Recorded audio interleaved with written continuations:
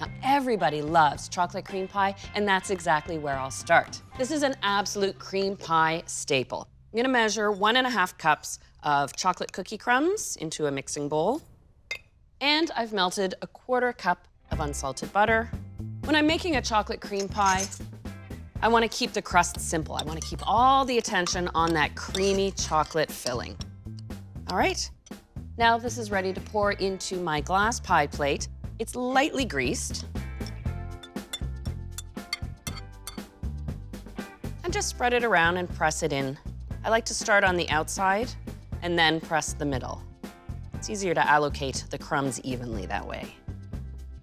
Now, I just pop this into a 350 oven for 10 minutes. The function is only to set the crust. That way it can hold in that beautiful creamy chocolate filling. Now I can get right to this chocolate filling, which is very much like making a chocolate pudding, except a little more set. That way you can get nice, clean slices. I have 2 tablespoons of unsalted butter. I'm going to add to this 5 ounces of semi-sweet chocolate. And this is baking chocolate, not the kind of chocolate chips you use in your chocolate chip cookies. And I'll add a teaspoon of vanilla to this. And the finishing step here is to put a strainer on top. So when the custard comes off the stove, it goes right through the strainer onto the chocolate, and that's how it gets melted in. Now to get that custard ready, I'll start with 1/2 cup of sugar. What thickens this cream filling is a combination of cornstarch and egg yolks. So I'll add 3 tablespoons of cornstarch, and I don't want to forget the salt, 1/2 teaspoon. Give it a quick stir. And now for the dairy. A cream pie really earns its name because it is creamy. So I use 1¼ cups of milk, and I prefer 1 or 2% for this recipe. And I also like to use 18% cream. And it just gives that chocolate cream filling the added bit of silkiness it needs. So equal amounts of table cream and milk. And first I'll give it a little whisk just to melt in the sugar and cornstarch before I turn on the heat. And I have 6 egg yolks. Now I've got this on medium heat, and I'm going to whisk constantly. And as you're whisking, you'll see you have small bubbles, and once it starts thickening, all of a sudden those little bubbles from your whisking go away. That's when you can tell your base has thickened enough.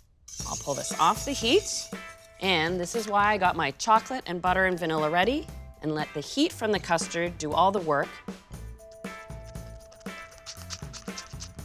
Straining your custard just ensures that it's going to be perfectly smooth and silky. And all of a sudden, I can smell the chocolate, vanilla. It really does look like a chocolate pudding at this point. Now, just like a chocolate pudding, you want to cover this with plastic right on the surface of the custard. That way you don't develop a skin. And you want to let it cool on the counter first to room temperature before you chill it down completely. I have my chilled custard here, along with some whipped cream. Not a cream pie unless you have the whipped cream topping. And I'm ready to fill my pie shell. Here we go. I have a crust that has had time to cool. Look at the set on that beautiful chocolate filling.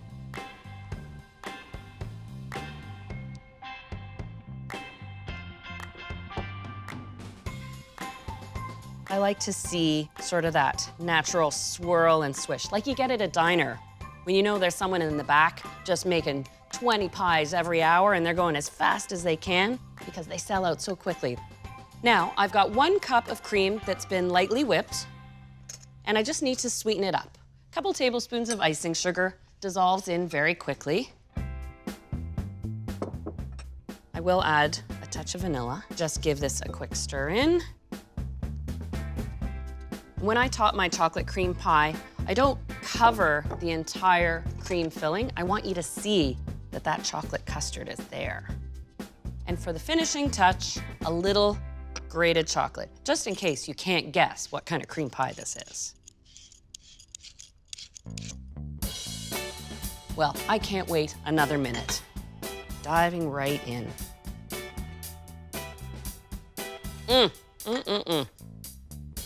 Oh, who could resist a piece of chocolate cream pie?